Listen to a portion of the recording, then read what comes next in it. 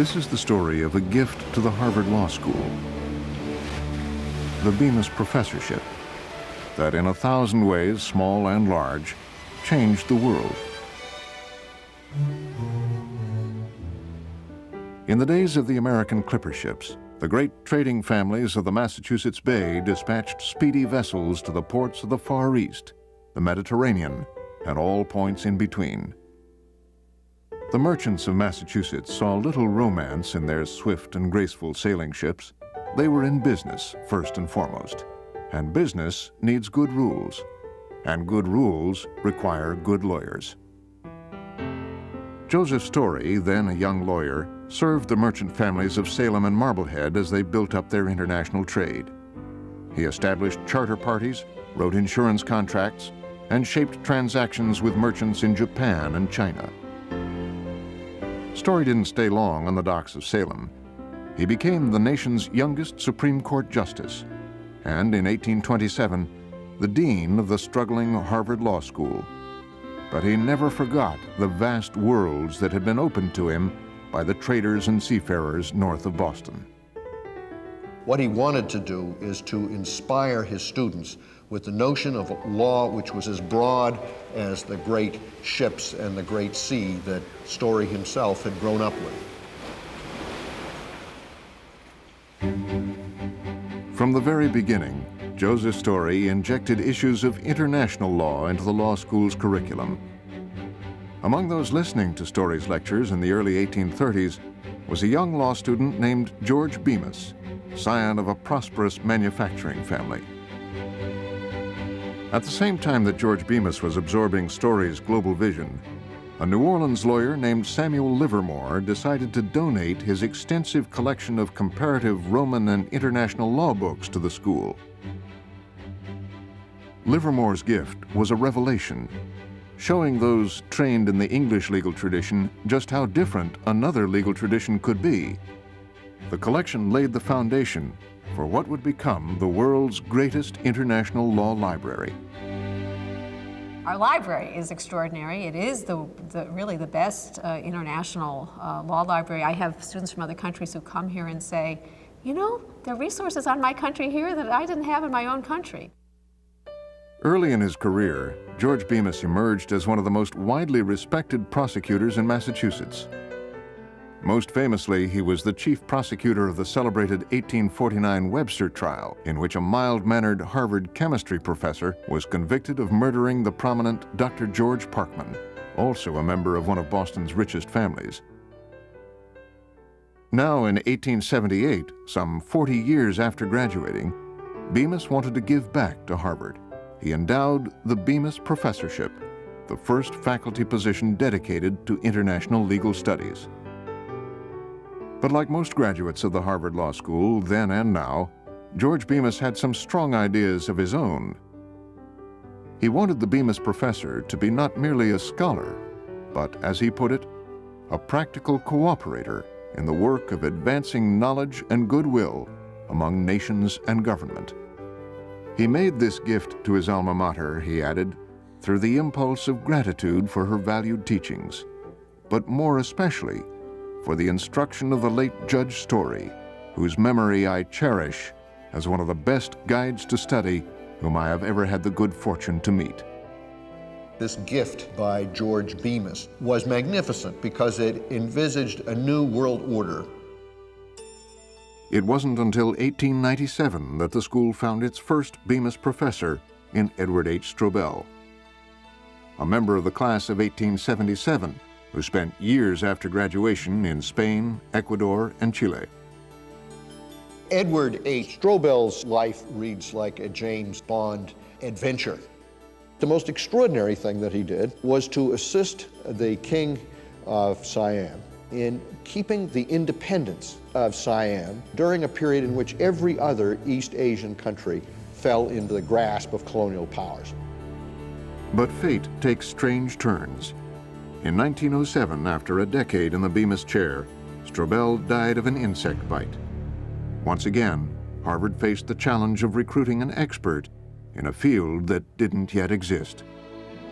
This time, the answer was found in a young man named Jens Iverson Westengard, who had enrolled in the school in 1895 mainly because that was the last year in which students could enter the law school without an undergraduate degree.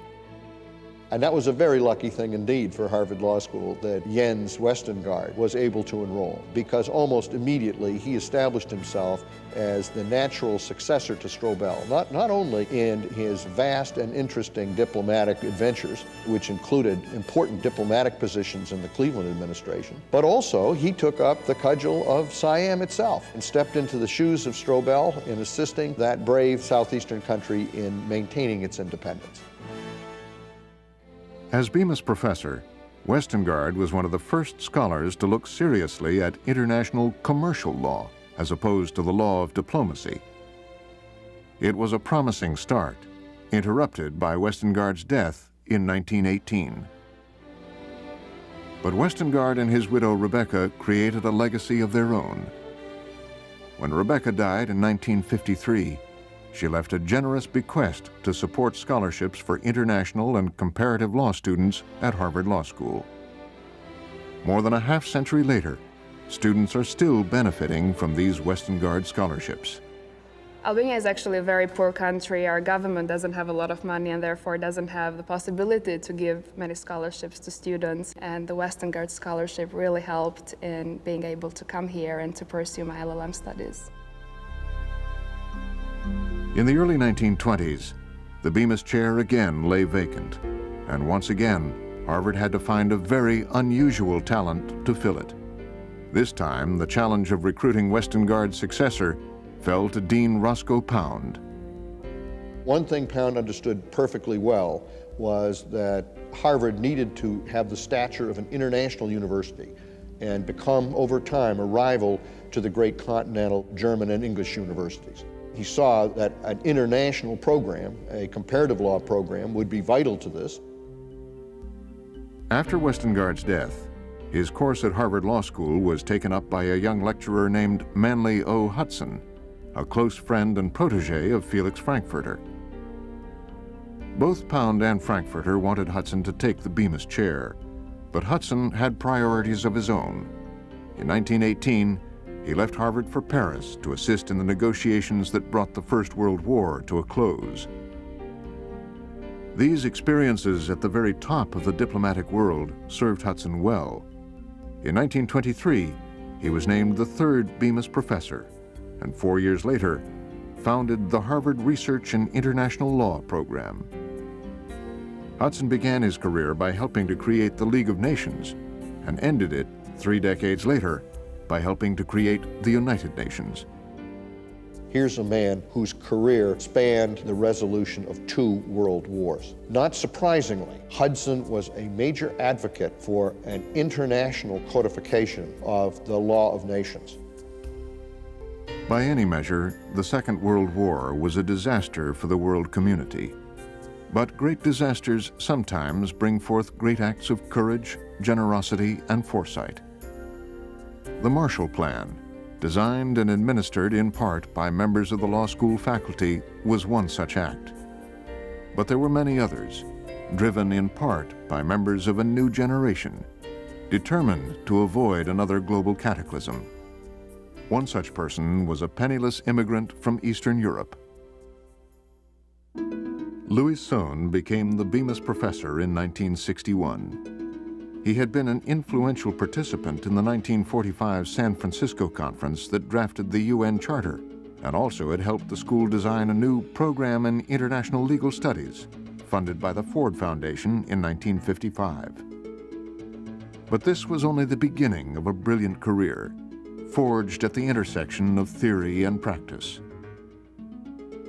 Sohn made important contributions in an astounding variety of international contexts, including the Law of the Sea Convention, the UN Stockholm Declaration on the Human Environment, and many others. In 1996, 15 years after Sohn stepped down as Bemis Professor, the American Society of International Law celebrated his contributions by conferring on him its highest honor, the Manly Hudson Award. In 1981, Sohn resigned the Bemis chair. His successor is my friend and colleague, Detlef Vatz.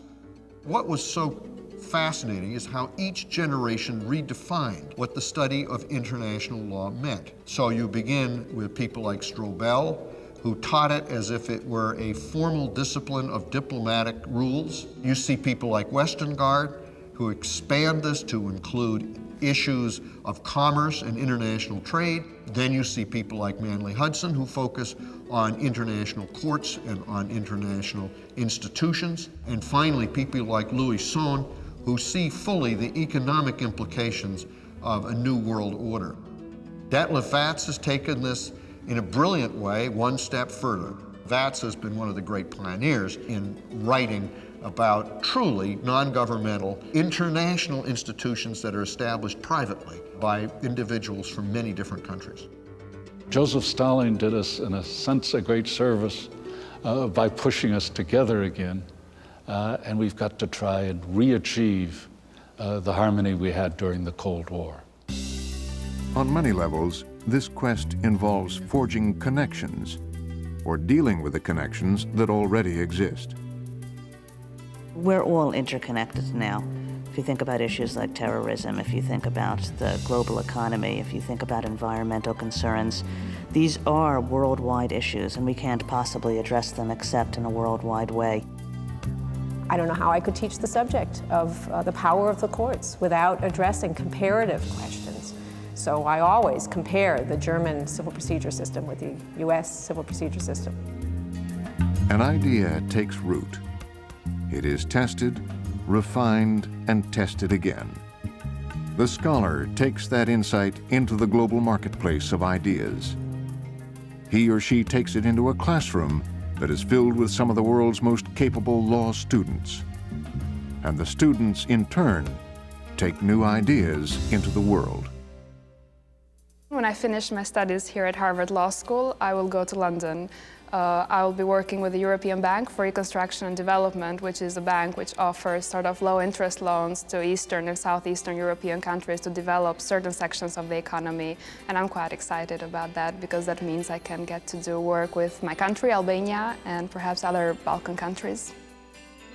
But to keep educating these kinds of leaders, the law school must remain accessible to outstanding law students from every corner of the globe.